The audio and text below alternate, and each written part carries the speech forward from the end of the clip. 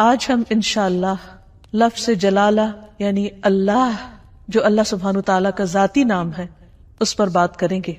قرآن مجید میں اللہ سبحانہ تعالیٰ نے اپنا تعارف خود اللہ کے نام کے ساتھ کروایا ہے، اور اس کے لیے اس کا بہترین تعارف آیت الکرسی میں ہوا ہے۔ اللہ لا الہ الا ہو الحی القیوم لا تأخذہ سنۃ ولا نوم لہ ما فی السماوات وما فی الارض من ذا الذی یشفع عنده الا بإذنہ یعلم ما بین ایدیہم وما خلفہم ولا يحيطون بشيء من علمه إلا بما شاء وسع كرسيه السماوات والأرض ولا يؤوده حفظهما وهو العلي العظيم۔ اللہ وہ ہے کہ اس کے سوا کوئی معبود نہیں، زندہ ہے، ہر چیز کو قائم رکھنے والا ہے، نہ اسے اونگ آتی ہے اور نہ نیند، جو کچھ بھی آسمانوں اور زمین میں ہے اسی کا ہے۔ کون ہے جو اس کے پاس اس کی اجازت کے بغیر سفارش کرے؟ وہ جانتا ہے جو کچھ ان کے سامنے ہے اور جو ان کے پیچھے ہے، اور وہ اس کے علم میں سے کسی چیز کا احاطہ نہیں کر سکتے مگر جتنا وہ خود چاہے۔ اس کی کرسی آسمان و زمین پر چھائی ہوئی ہے اور اسے ان دونوں کی حفاظت نہیں تھکاتی۔ وہ سب سے بلند اور سب سے بڑا ہے۔ یہ ہے اللہ رب العالمین۔ لفظ اللہ سبحانہ تعالیٰ کا ذاتی نام صرف اللہ ہی کے لیے مخصوص ہے۔ پوری کائنات میں اللہ کے نام سے سوائے اس کے کوئی بھی نہیں جانا جاتا، کسی اور کا یہ نام ہے ہی نہیں۔ ہل تعلم لہ سمیہ؟ نہیں، یہ نام ایک انتہائی خوبصورت نام ہے۔ اگر اس کی تحریر پر آپ غور کریں تو اس کے ساری شیپ اوپر کو اٹھتی ہوئی جاتی، جو اپنی تحریر کے اعتبار سے بھی اللہ سبحانہ تعالیٰ کی عظمت اور بلندی پر دلیل ہے۔ اس کو اسم الجلالہ، اللہ کا عزت والا نام، بلند نام، جلیل القدر نام، جو اسماء حسنہ میں سے سب سے عظیم اور اعلیٰ ہے، صرف اسی کا ہے۔ اس کے لغوی معنی کیا ہے؟ اس کا مطلب کیا ہے؟ اس کی اصل الالہ ہے، لیکن باقی اسماء کے ساتھ جب ال لگتا ہے تو الگ پڑھا جاتا ہے۔ لیکن سبحان اللہ سبحانہ تعالیٰ کے اس نام میں ال اس کا حصہ بن چکا ہے، یعنی اللہ بجائے اس کے کہ ہم کہیں الالہ وہ خاص الہ، کیا کہا جاتا ہے؟ اللہ۔ عربی لغت میں یہ لفظ 4 معنوں میں استعمال ہوتا ہے۔ نمبر 1 المعبود، یعنی اللہ کون ہے؟ وہ جو معبود ہے، خاص الہ ہے جس کی عبادت کی جاتی ہے۔ نمبر 2 الملجا، جس کی پناہ لی جاتی، خوف میں، غم میں، پریشانیوں میں، جس کی طرف رجوع کیا جاتا ہے، جو پناہ گاہ ہے۔ نمبر 3 المفزوع الیہ، یعنی گھبراہٹ میں جس کی مدد حاصل کی جاتی ہے۔ جب سارے سہارے ٹوٹ جاتے ہیں تو ہر انسان خواہ وہ اس کو نہ بھی مانتا ہو پھر بھی اسی کی طرف لوٹتا اور پلٹتا ہے۔ اور چوتھا معنی ہے المحبوب، وہ محبوب جس کے ساتھ عظیم محبت ہو، ہر چیز سے بڑھ کر محبت ہو، اور اس کے بارے میں عقل حیران ہو۔ لا تدرکہ الابصار، جس کو نگاہیں نہ پا سکتی ہوں، وہ یدرک الابصار، اور وہ سب نگاہوں کو دیکھتا ہے، جانتا ہے کہ کون سی نگاہ کس طرف اٹھی ہے۔ تو اللہ سبحانہ تعالی دراصل ساری کائنات کا حقیقی معبود ہے، ان کا بھی جو اس کو مانتے ہیں اور ان کا بھی جو اس کو نہیں مانتے۔ الہ برحق وہی ہے جس کی عبادت کی طرف بندوں کے دل مائل ہوتے ہیں جب وہ اس کو دریافت کر لیتے ہیں، جب وہ اس کو پہچان جاتے ہیں، جب وہ اس کی نعمتوں اور اس کی بنائی ہوئی عظیم نشانیوں کو دیکھ کر اس کی طرف مائل ہو جاتے ہیں، جب ان کے دل اس کی وحدانیت کی گواہی دینے لگتے ہیں اور پوری انکساری اور عاجزی کے ساتھ اس کے آگے جھکتے ہیں، اسی سے امیدیں لگاتے ہیں، اسی سے ڈرتے ہیں، اسی کی عظمت دل میں پہچانتے ہیں، پھر اسی کی اطاعت کرتے ہیں، اپنی ضروریات اور مشکلات میں اسی کی طرف رجوع کرتے ہیں۔ وہ وہی الہ برحق ہے جو عرش سے لے کر اس ٹھہری ہوئی زمین کی گہرائیوں تک واحد الہ ہے، جس کے سوا کوئی اور الہ نہیں ہے۔ وہ عظیم و برتر ہے اپنی صفات میں اور ان کی بڑائی اور کمال اور جلال میں اور جمال میں۔ اس کے جتنے بھی نام ہیں، اس کی جتنی بھی صفات ہیں، وہ سب اسی کی طرف لوٹتی ہیں، یعنی اس کے ذاتی نام اللہ کی طرف۔ اس کا کوئی شریک نہیں، کوئی اس کے مشابہ نہیں، کوئی اس کے ہم مثل نہیں، کوئی اس کا ہمسر نہیں، کوئی اس کا مددگار نہیں۔ وہ ہر لحاظ سے کامل ہے۔ اللہ جو دلوں کے لیے باعث راحت ہے، جس کا ذکر، جس کا تصور جس کا خیال اور جس پر ایمان دلوں کے اطمینان کا ذریعہ ہے۔ انسان جب اس کو دریافت کر لیتا ہے، جب اس کو پا لیتا ہے، جب اس کو پہچان لیتا ہے، تو پھر ہر چیز سے بے نیاز ہو جاتا ہے۔ اللہ جل جلالہ کا یہ نام قرآن مجید میں سب سے زیادہ استعمال ہوا ہے۔ 2500 سے زیادہ بار لفظ اللہ قرآن مجید میں مختلف جگہوں پر آیا ہے، مختلف آیات میں، اور جس آیت میں اللہ سبحانہ تعالیٰ کا تعارف کروایا گیا وہ آیت الکرسی قرآن مجید کی سب سے بڑی آیت شمار ہوتی ہے۔ ابی ابن کعب سے مروی ہے کہ نبی صلی اللہ علیہ وسلم نے ایک مرتبہ ان سے پوچھا کہ قرآن کریم میں سب سے عظیم آیت کون سی ہے؟ انہوں نے کہا اللہ اور اس کا رسول جانتے ہیں۔ نبی صلی اللہ علیہ وسلم نے ان سے پھر کئی بار پوچھا تو اس پر انہوں نے عرض کیا آیت الکرسی۔ اس پر آپ بہت خوش ہوئے اور فرمایا کہ ابو المنذر تمہیں علم مبارک ہو، یعنی واقعی تمہارے پاس علم ہے، تم جانتے ہو کہ اللہ کون ہے، اور اس کا تعارف قرآن مجید میں جس آیت میں ہے وہ آیت اسی بنا پر سب سے بڑی آیت شمار ہوتی ہے۔ پھر ہر رسول نے اپنی اپنی امت کو اللہ ہی کی عبادت کی طرف بلایا، اسی الہ کی طرف متوجہ ہونے کے لیے کہا۔ قرآن مجید سے ہمیں پتہ چلتا ہے کہ جس قوم میں بھی کوئی نبی جو آیا اس نے لوگوں کو اللہ کی عبادت ہی کی دعوت دی۔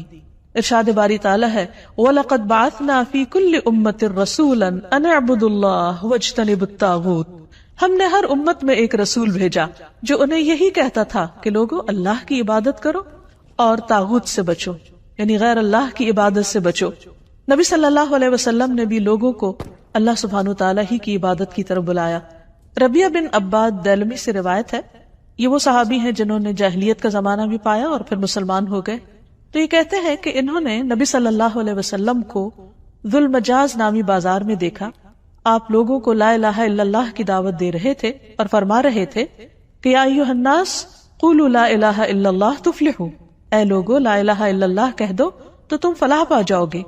وہ کہتے ہیں کہ آپ صلی اللہ علیہ وسلم گلیوں اور بازاروں میں داخل ہو رہے تھے، لوگ آپ کے پیچھے جاتے، آپ کے ارد گرد جمع ہو جاتے، کوئی ان سے کچھ نہیں کہہ رہا تھا اور آپ خاموش ہوئے بغیر اپنی بات دہرائے چلے جا رہے تھے، اے لوگو لا الہ الا اللہ کہہ دو فلاح پا جاؤ گے، اے لوگو لا الہ الا اللہ کہہ دو فلاح پا جاؤ گے۔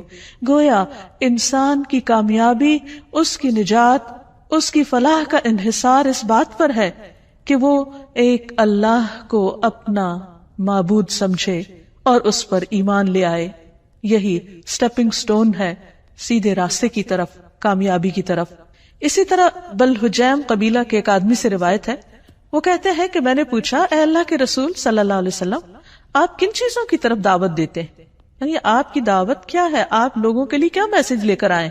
آپ نے فرمایا میں اس اللہ کی طرف دعوت دیتا ہوں جو یکتا ہے، بس ایک ہے، وہ اللہ کہ جب تم پر کوئی مصیبت آتی ہے اور تم اسے پکارتے ہو تو وہ تمہاری مصیبت کو دور کر دیتا ہے، جب تم کسی بیابان اور جنگل میں راستہ بھول جاتے ہو اور تم اس سے دعا کرتے ہو تو وہ تمہیں اپنے اصل مقام تک پہنچا دیتا ہے، جب تم قحط سالی میں مبتلا ہوتے ہو اور اس سے دعا کرتے ہو تو وہ پیداوار ظاہر کر دیتا ہے۔ تو اس سے پتہ یہ چلتا ہے کہ ہر انسان کے اندر اللہ کی ایک ضرورت موجود ہے۔ جب وہ دیکھتا ہے کہ اس کے آس پاس کے سب سہارے گم ہو گئے ہیں تو وہ اس ہستی کو پکارتا ہے جس نے اس کو پیدا کیا اور جس نے اس کے ساتھ ضروریات رکھی اور ان ضروریات کو پورا کرنے کا انتظام بھی فرمایا۔ انسان اپنی فطرت میں اپنے رب کو پہچانتا ہے، لیکن اس کا ماحول اس کو مختلف طرح کے اندھیروں میں رکھ کر اس رب سے دور کر دیتا ہے۔ رسول اللہ صلی اللہ علیہ وسلم نے دراصل لوگوں کو انہی اندھیروں سے نکالا، من الظلمات الی النور، من الظلمات الی النور، اندھیروں سے روشنی کی راہ دکھائی اور انہیں اپنے رب کے ساتھ جوڑا۔ پھر یہ کہ لفظ اللہ کے کچھ خصائص بھی ہیں۔ اس لفظ کی سب سے پہلی خصوصیت ہے کہ یہ اللہ سبحانہ وتعالی کا اسم اعظم ہے۔ امام غزالی کہتے ہیں کہ جان لو کہ یہ نام 99 ناموں میں سب سے زیادہ عظیم ہے، کیونکہ یہ اس ذات الہیہ پر دلالت کرتا ہے جو تمام صفات الہیہ کو جمع کرنے والی ہے۔ یہ اس ذات کا نام ہے جس کی ساری صفات ہیں، یہاں تک کہ کوئی بھی صفت اس سے جدا نہیں ہوتی، یعنی باقی ساری صفات اسی کی ہیں، یعنی اللہ سبحانہ وتعالی کی۔ پھر ہم دیکھتے ہیں کہ یہ نام ہر حدیث میں وارد ہوا ہے۔ نبی صلی اللہ علیہ وسلم کی جتنی بھی حدیثیں ان کے شروع میں ہر جگہ آتا ہے قال رسول اللہ صلی اللہ علیہ وسلم یا عن النبی صلی اللہ علیہ وسلم. تو حدیث کا جتنا بھی ذخیرہ ہے، جتنا بھی خزانہ ہے، اس میں سے ہر حدیث میں اللہ سبحانہ وتعالی کا نام آتا ہے، اسی کی طرف نسبت جاتی ہے. پھر اسی طرح تمام اسماء حسنہ کی نسبت اللہ کی طرف ہے. وَلِلَّهِ الْأَسْمَاءُ الْحُسْنَى، اور اللہ ہی کے لیے ہیں سارے اچھے اچھے نام. فَادْعُوهُ بِهَا، بس تم اس کو ان ناموں کے ساتھ پکارو. یعنی کیسے کہا جاتا ہے؟ اللہ کون ہے؟ وہ جو الرحمن، الرحیم، القدوس، السلام ہے. یعنی یہ سب اللہ کے نام ہیں. یہ نہیں کہا جاتا کہ اللہ الرحمن کا نام ہے یا اللہ العزیز کا نام ہے. نہیں، العزیز اور الرحمن دراصل اللہ سبحانہ وتعالی کے نام ہیں یا اس کی صفات ہیں. پھر یہ ہے کہ یہ نام سب سے زیادہ پکارا جاتا ہے. مثلاً دعاؤں کا اگر ہم دیکھیں، نبی صلی اللہ علیہ وسلم نے اللہ سبحانہ وتعالی کو جن ناموں سے پکارا ان میں سب سے زیادہ یہی نام آتا ہے اللہم کے ساتھ. خود درود شریف کا آغاز بھی اللہم کے ساتھ ہوتا ہے. تو اللہ ہے، اللہ تو میم آخر میں جو مشدد ہے یہ کیا چیز ہے؟ یہ دراصل عربی کا ایک قاعدہ ہے، شروع میں یا کا لفظ لگانے کی بجائے آخر میں میم کا مطلب ہے یہاں پر یا. جیسے ہم کہتے ہیں یا اللہ، تو اسی طرح اللہم کا مطلب ہے اے اللہ. حسن بصری کہتے ہیں اے اللہ دعاؤں کے مرکز. جب مانگنے والا کہتا ہے یا اللہ میں تجھ سے سوال کرتا ہوں، گویا وہ یہ کہتا ہے کہ میں اس اللہ سے دعا کرتا ہوں جس کے سب اچھے اچھے نام ہیں اور جس کے بلند نام اور بلند صفات ہیں. پھر یہ بھی یاد رکھیے کہ مخلوق میں سے کسی کے اندر آج تک جرأت نہیں ہوئی کہ وہ اپنا یا کسی اور کا نام اللہ رکھ دے. اللہ سبحانہ وتعالیٰ نے سب کی زبانیں پکڑ رکھی کہ یہ نام اس کے سوا کوئی اور رکھ ہی نہیں سکتا، یہ صرف اسی کی خصوصیت ہے. اور پھر یہ کہ تمام امتیں اس نام سے متعارف ہیں، کوئی اس نام کا انکار نہیں کرتی. پھر اسی طرح ہم دیکھتے ہیں کہ ہماری نماز کے ہر ایکشن میں یہ نام لیا جاتا ہے. مثلا نماز کا آغاز ہوتا ہے تکبیر تحریمہ سے. آغاز میں پہلا لفظ ہی کیا ہے؟ اللہ اکبر، اللہ سب سے بڑا ہے. پھر دعا استفتاح ہے، اس میں آتا ہے سبحانک اللہم و بحمدک، اللہ کا نام ہے. رکوع میں ہم جو دعائیں مانگتے ہیں ان میں سے دعا ہے سبحانک اللہم ربنا و بحمدک. پھر قوما میں جب کھڑے ہوتے ہیں سمع اللہ لمن حمدہ. پھر سجدے میں جاتے ہیں تو کہتے ہیں اللہم لک سجدت، اے اللہ میں نے تیرے لیے سجدہ کیا. پھر تشہد کی دعاؤں میں سے ہے اللہم اغفر لی ما قدمت وما اخرت وما اسررت وما اعلنت، اے اللہ مجھے بخش دے جو بھی میں نے پہلے گناہ کیے، جو بعد میں کیے، جو چھپ کے کیے اور جو ظاہری طور پر کیے. پھر نماز کے اختتام کس پر ہوتا ہے؟ السلام علیکم ورحمۃ اللہ. اس میں بھی اللہ کا نام لیا جاتا ہے. تو گویا پورا دن ہم اس کی تکرار کرتے رہتے ہیں، نمازوں کے اندر بھی اور نمازوں کے باہر بھی. دن کا آغاز ایک مسلمان کس طرح کرتا ہے؟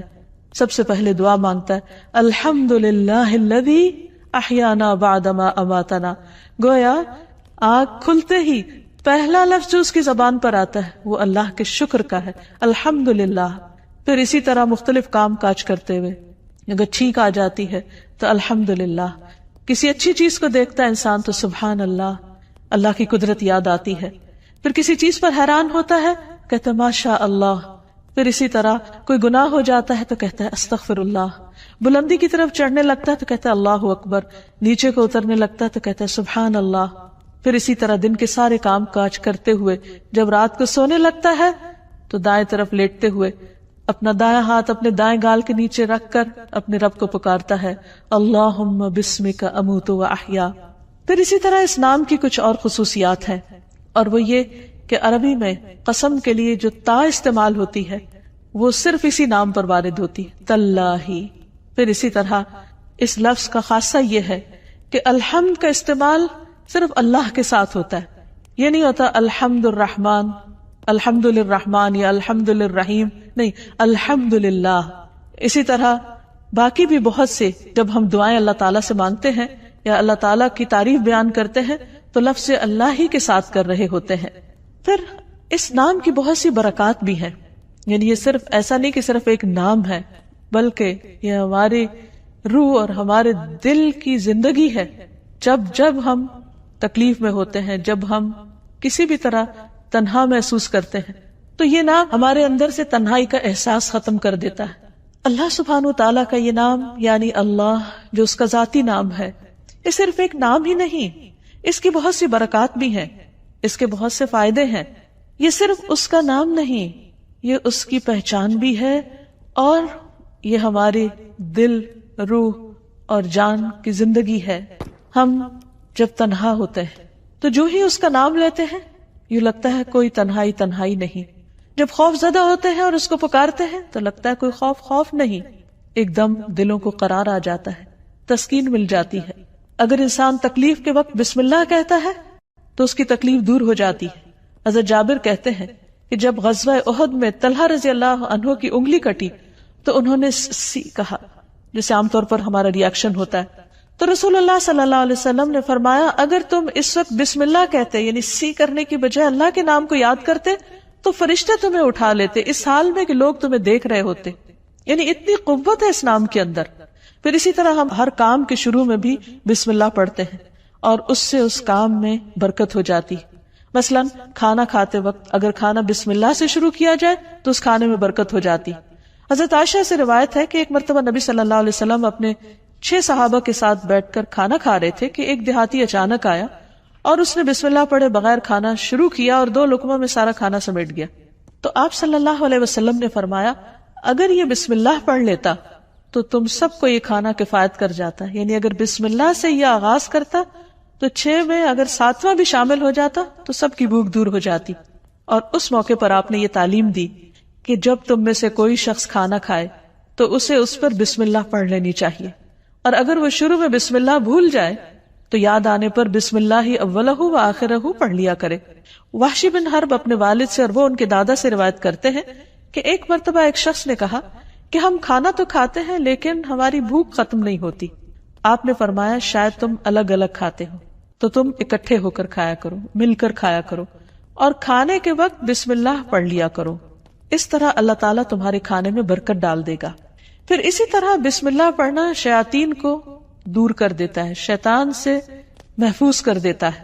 حضرت انس کہتے ہیں کہ رسول اللہ صلی اللہ علیہ وسلم نے فرمایا جنوں کی آنکھوں اور انسانوں کی شرمگاہوں کا پردہ یہ ہے کہ جب کوئی اپنے کپڑے اتارے یعنی جسے نہانے وغیرہ کے لیے تو بسم اللہ پڑھ لے. یعنی اس وقت بھی اگر اللہ کا نام لے تو ہر ایک سے وہ محفوظ ہو جائے گا. یعنی ویسے تو لباس اتار دے انسان تو اس کا ستر کھل جاتا ہے، لیکن اگر بسم اللہ پڑھتا ہے تو وہ مخلوق جو اس وقت وہاں ہو سکتی ہے موجود، اس سے بھی اس کا ستر ہو جاتا ہے. پھر اسی طرح نبی صلی اللہ علیہ وسلم کا طریقہ یہ تھا کہ رات کو جب سونے لگتے تو اپنا بستر جھاڑتے وقت بھی بسم اللہ پڑھا کرتے تھے. ابو ہریرہ کہتے ہیں کہ رسول اللہ صلی اللہ علیہ وسلم نے فرمایا جب تم میں سے کوئی اپنے بستر پر جائے تو اپنے تہبند کے پلو سے یعنی اس کا ایک کونا پکڑے اور اس سے اپنے بستر کو جھاڑے اور ساتھ بسم اللہ پڑھے، کیونکہ وہ نہیں جانتا کہ کون اس کے بعد اس کے بستر پر آیا. ہو سکتا ہے کوئی ایذا دینے والا، تکلیف دینے والا کیڑا مکوڑا ہو. تو جب اللہ کا نام لیا جائے گا تو کوئی چیز اس کو رات سوتے وقت نقصان نہیں دے گی. لیکن اس کے برعکس جب کوئی شخص اللہ کا نام نہیں لیتا تو پھر وہ کئی قسم کے نقصان اٹھا سکتا ہے. مثلا کھانے میں اگر بسم اللہ نہیں پڑھی تو وہ چیز شیطان کا رزق بن سکتی. ابن عباس کہتے ہیں رسول اللہ صلی اللہ علیہ وسلم نے فرمایا کہ ابلیس نے کہا اے رب تو نے اپنے ساری مخلوق کا رزق واضح طور پر بتا دیا ہے، تو میرا رزق کہاں ہے، میں کیا کھاؤں گا؟ فرمایا ہر وہ چیز جس پر میرا نام نہ لیا جائے وہ تمہارا رزق ہے. تو اس سے آپ اندازہ لگائیے کہ ہم جب کھانے پر اللہ کا نام نہیں پڑھتے تو یہ معمولی سی بات نہیں ہے، ہم دراصل اپنا ہی کھانا اپنے دشمن کو کھلا رہے ہوتے ہیں. پھر اسی طرح جب انسان گھر میں داخل ہوتا ہے تو گھر میں داخل ہوتے وقت اگر اللہ کا نام نہیں لیتا اور کھانا کھاتے وقت اللہ کا نام نہیں لیتا تو شیطان کہتا ہے کہ آج اس گھر میں تمہارے لیے کھانا بھی ہے اور رات گزارنے کی جگہ بھی ہے. لیکن اگر بسم اللہ پڑھتا ہے انسان تو وہ کہتا ہے کہ آج اس گھر میں نہ کھانا ہے اور نہ تمہاری رات گزارنے کی جگہ ہے. پھر اسی طرح جس مجلس میں اللہ کا نام نہ لیا جائے وہ مجلس قیامت کے دن انسان کے لیے حسرت کا باعث بنے گی. رسول اللہ صلی اللہ علیہ وسلم نے فرمایا جو لوگ کسی جگہ پر مجلس کریں لیکن اس میں اللہ کا ذکر نہ کریں وہ ان کے لیے قیامت کے دن حسرت کا باعث ہوگی. اور جو آدمی کسی راستے پر چلتے ہوئے اللہ کا ذکر نہ کرے وہ چلنا بھی قیامت کے دن اس کے لیے حسرت کا باعث ہوگا. جو آدمی اپنے بستر پر آئے لیکن اللہ کا نام نہ لے وہ اس بستر پر آنا بھی اس کے لیے باعث حسرت ہوگا. یعنی زندگی میں کوئی بھی کام کاج کرتے وقت جب اس کام کاج میں اللہ کا ذکر نہیں ہوتا، اللہ کی یاد نہیں ہوتی، اللہ کا نام نہیں ہوتا تو قیامت کے دن ایسے سارے اعمال انسان کے لیے حسرت و یاس کا ذریعہ بن جائیں گے. کیونکہ جس کام کو انسان بسم اللہ پڑھ کر شروع کرتا ہے وہ کام اس کے لیے عبادت ہو جاتا ہے. کھانا کھانا بظاہر صرف دنیا کا ایک کام ہے، یعنی دنیاوی کام ہے، بظاہر دیکھنے میں کوئی عبادت نہیں ہے، لیکن صرف بسم اللہ پڑھ کر جب آغاز کرتا ہے انسان تو وہ سارا کھانے کا عمل اس کے لیے عبادت بن جاتا ہے. اللہ کا نام لے کر انسان اپنے بستر میں جاتا ہے تو وہ سونا عبادت بن جاتا ہے. وہ واک کر رہا ہے، اللہ کا ذکر کر رہا ہے، گھر سے نکلتا ہے بسم اللہ توکلت علی اللہ پڑھتا ہے، وہ گھر سے نکلنا اس کے لیے عبادت بن جاتا ہے اور اس کو شیاطین کے شر اور دیگر شر سے محفوظ رکھنے کا ذریعہ بن جاتا ہے. اللہ سبحانہ وتعالی نے مختلف چیزوں کے ساتھ اپنے اس نام کو رکھ کر انہیں شرف اور عزت بھی بخشا ہے.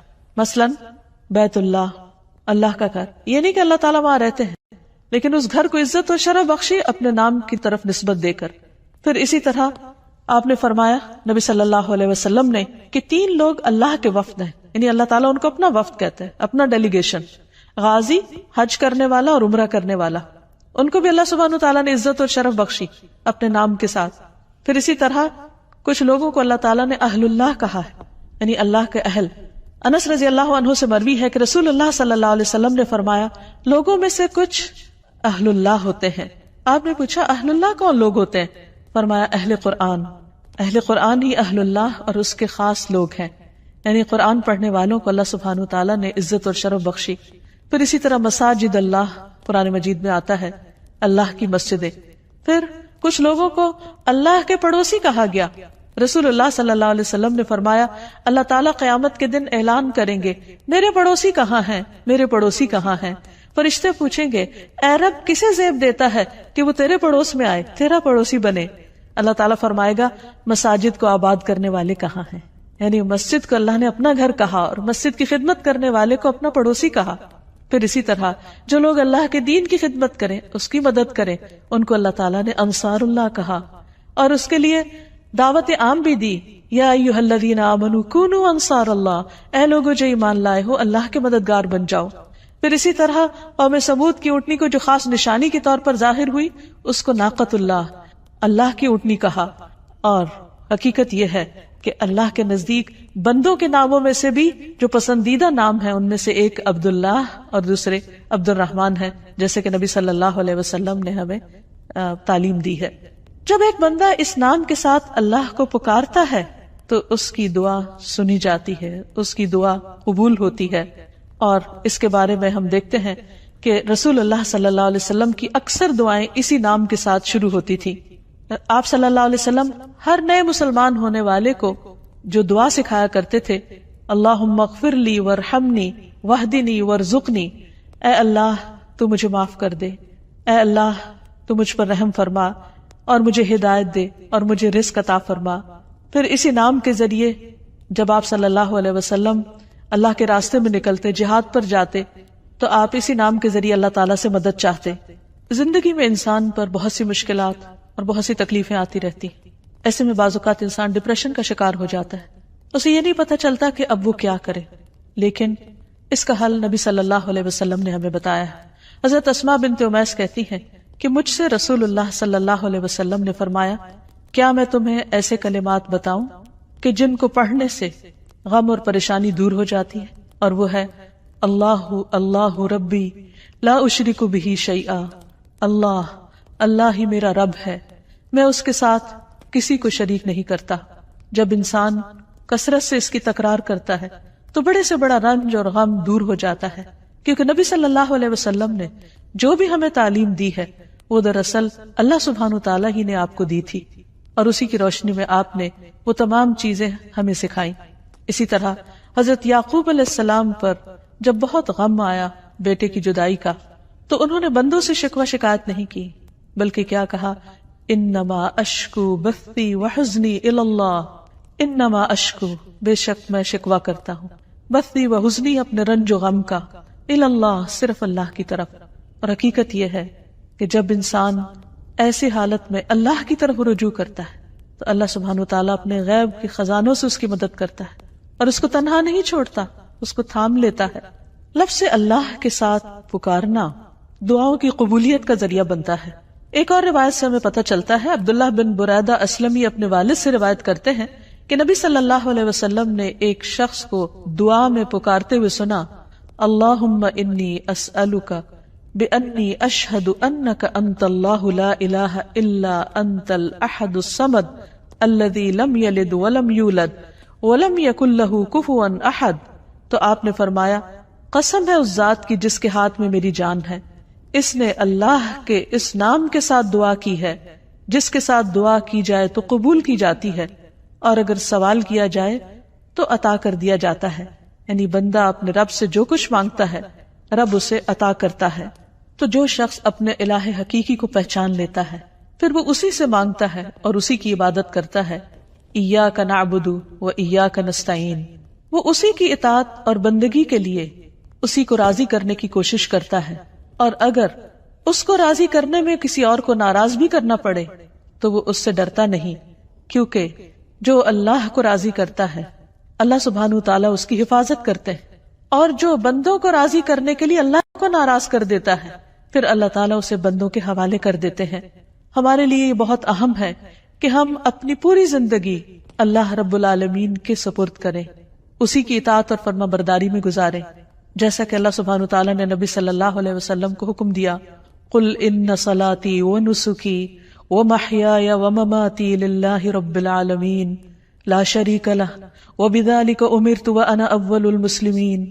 آپ کہہ دیجئے میری نماز، میری قربانی، میرا جینا اور میرا مرنا سب اللہ رب العالمین کے لیے ہے، اس کا کوئی شریک نہیں، مجھے اسی بات کا حکم دیا گیا ہے اور میں سب سے پہلے فرما بردار ہوں، سب سے پہلے مسلمان ہوں.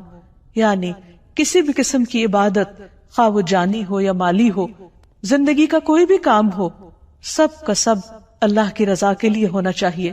جیسا کہ ابراہیم علیہ السلام نے اپنے آپ کو اللہ کے سپرد کیا تھا، اللہ کی اطاعت کی تھی.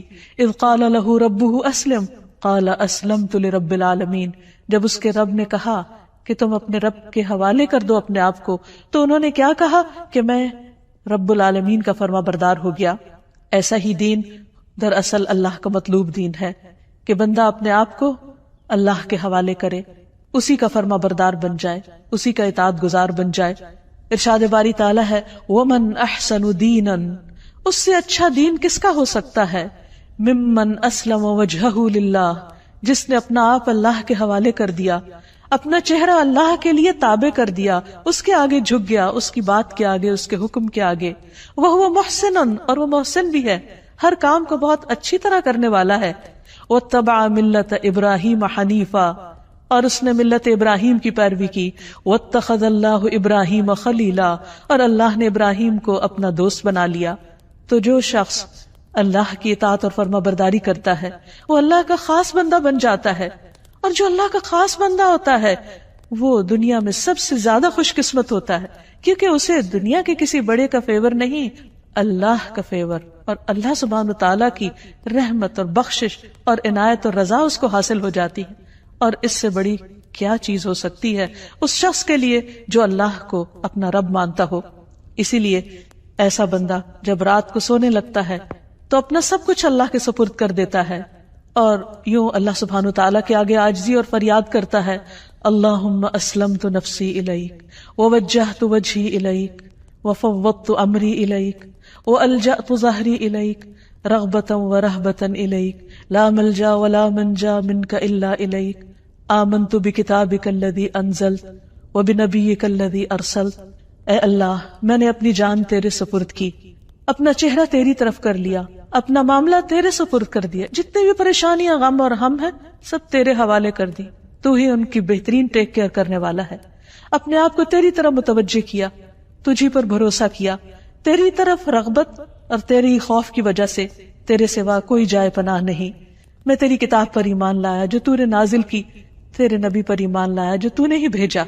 ایسا شخص اگر رات کو فوت ہو جاتا ہے تو وہ فطرت پر ہوتا ہے، اسلام پر ہوتا ہے، وہ دراصل اللہ کے اس فرمان کے تابع ہوتا ہے کہ اس کا سب کچھ اپنے رب کے لیے ہے.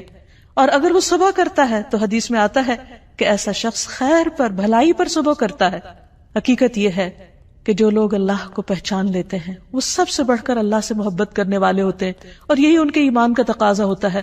والذین آمنوا اشد حبا للہ، وہ لوگ جو ایمان والے ہیں وہ اللہ کی محبت میں سب سے زیادہ شدید ہوتے ہیں.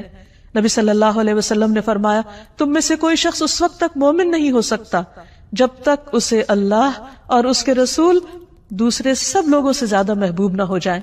ایسے لوگ صرف محبت ہی نہیں کرتے، وہ اللہ سے ڈرتے بھی ہیں، اور جو اللہ سے ڈرتے ہیں پھر وہ لوگوں سے نہیں ڈرتے، اور جب وہ اللہ سے ڈرتے ہیں تو اللہ کے ڈر سے پھر وہ اللہ کی نافرمانی کے کام چھوڑ دیتے ہیں، پھر ان کی محبت اور ان کی نفرت بھی اللہ ہی کی خاطر ہوتی ہے، پھر وہ اللہ کو کثرت سے یاد کرنے والے ہوتے ہیں اور اس حکم پر عمل کرنے والے۔ یا ایھا الذین آمنوا اذکروا اللہ ذکرا کثیرا، اے لوگ جو ایمان لے آئے ہو اللہ کا ذکر کرو، اللہ کو یاد کرو، کثرت سے یاد کرنا، وسبحوہ بکرۃ واصیلا، اور صبح و شام اس کی تسبیح بیان کرو۔